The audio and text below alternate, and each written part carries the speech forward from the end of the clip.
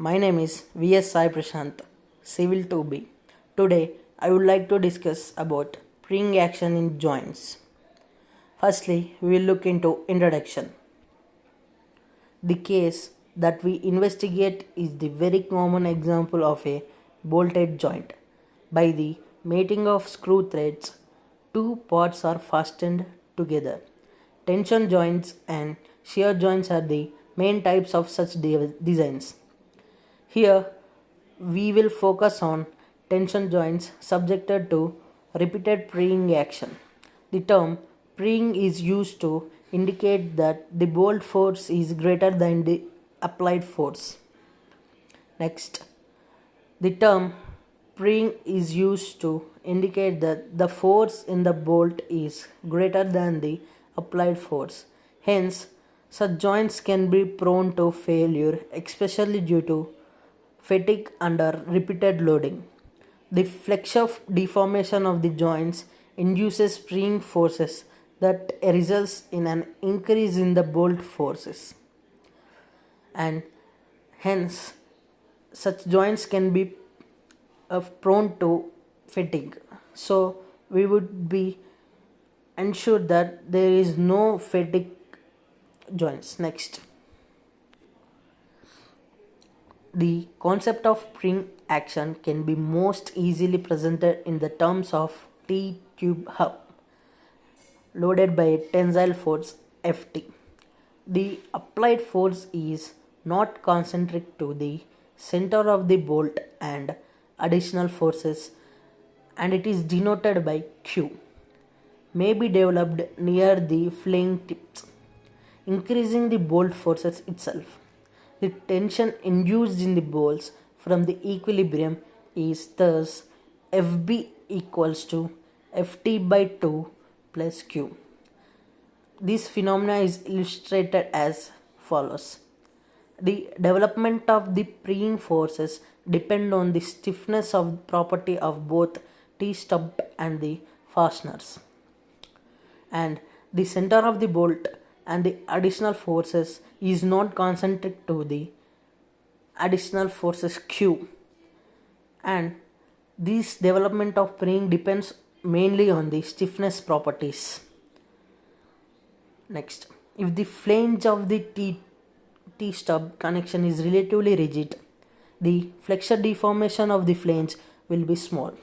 When compared with the elongation of the bolts, the flange and the base would separate from each other over the entire area, and very little preeing force will be developed, given that the flange would be bend into a single curvature only, and this base would separate from each other over the entire area where little preeing force will be developed.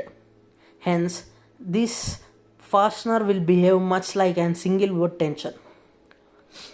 Next, there is an intermediate thought case between these two extreme conditions where preeing forces are present but where the bolt rupture before the mechanism in the flanges with four yield lines has fully developed. There are some important comments and notes regarding preeing action.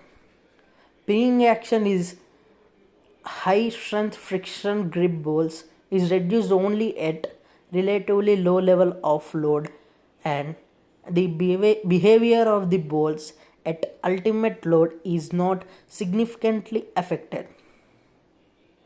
If Even if preeing action is low, the distortion of the connected parts results in significant bending of the bolt and local bending of the bolt nut or heads. This preeing action is high strength friction grip bolts. Only at relative low level of load, these friction grips will reduce. Hence, there is a bolt at ultimate load is no significantly affected. Preeing action is in Eurocode 1993 2005 is implicitly taken into account when determining the design tension resistance. Base plate connection usually have anchor bolts and a thick base plate. When compared to an end plate, this results in the uplift of the T stub from the concentrate foundation, and in this situation freeing of anchor bolts is not observed, and this freeing action is low. The distortion of the connected parts results in the significant bending of the bolt and local bending of the bolt. Hence, this spring action of joints plays an crucial role and important role in nowadays. Next, when a more flexible T-stub flange is utilized, the flexure deformation of the flange induces contact forces at the edges. These forces produce an extra bending moment in the flanges. With stronger bolts, the flanges of the T-stub yield double curvature while the bolt elongation is reduced, and these contact forces at the edge form a deformation flexure of the flange. Hence, these are some of the important points regarding the preing actions in the joints. Thank you.